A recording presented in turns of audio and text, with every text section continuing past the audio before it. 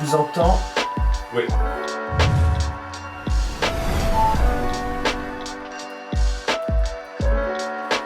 Bonjour à toutes et à tous et bienvenue dans ce nouvel atelier.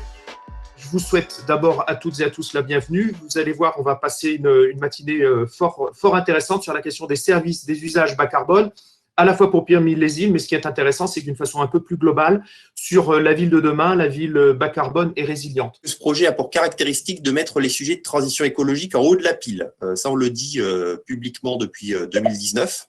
La question de fond, c'est est-ce qu'on peut être à la hauteur dans tout ce que l'on fait, tout ce que l'on construit, des enjeux environnementaux qui sont assez terribles et angoissants, qui remettent aujourd'hui en question nos conditions d'existence. Bien sûr, le réchauffement climatique, bien sûr, la diminution de la biodiversité, et j'en passe, il y a tout un tas de crises dont on parlera par la suite.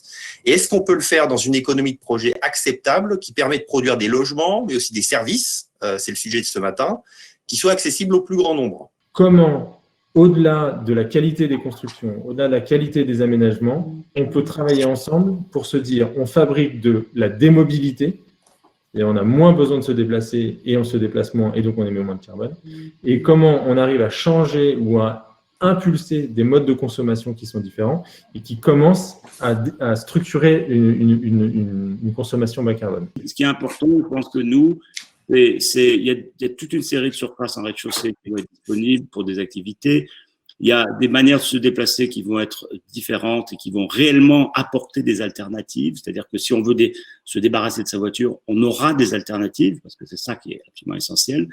Et donc, le projet, en fait, essaye, j'allais dire, toute classe sociale, entre guillemets, enfin, toute composition sociologique confondue, de donner des possibilités nouvelles aux habitants. Et moi, je suis très focalisé sur l'idée de dire que la transition, c'est l'imperfection. C'est accepter le fait qu'on va pas y arriver tout de suite, que ça va prendre du temps et qu'on est en train de faire des changements qui sont tellement structurels qu'on va échouer, on va avoir des moments où ça va pas marcher. Et je pense qu'il faut vraiment qu'on l'intègre, sinon on est toujours en train de se dire, et on le voit un petit peu dans le chat, il y a des moments où il y a des gens qui disent oui, mais ça marche pas. Et en même temps, les gens commencent à parler d'amélioration. Et en fait, on voit que c'est ce processus-là qu'on essaie de créer à Pierre-Mille-les-Îles. C'est-à-dire que, et je pense que Frédéric l'a bien dit, et je pense qu'on est vraiment raccord là-dessus, ce qu'on veut, c'est donner les moyens d'être en accord avec les objectifs climatiques et de donner envie. On a tous envie que ça avance et que ça bouge. Et moi, j'ai vu autour de nous des gens convaincus qu'il était encore temps d'agir et qu'on avait les moyens d'agir.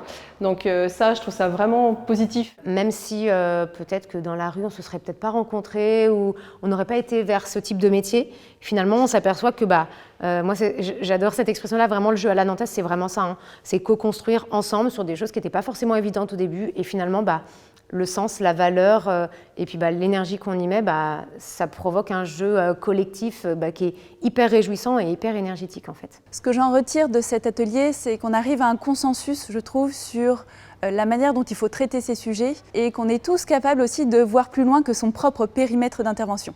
D'une part, elle a apporté quand même une idée qui, à mon avis, est intéressante et assez fertile qu'on change un peu de modèle ou de paradigme dans la conception des projets urbains et que on peut se permettre l'expérimentation. J'en ai retenu cette volonté de concevoir vraiment au-delà d'un projet qui est purement immobilier, c'est vraiment concevoir la ville de demain et notamment la façon dont on se déplace.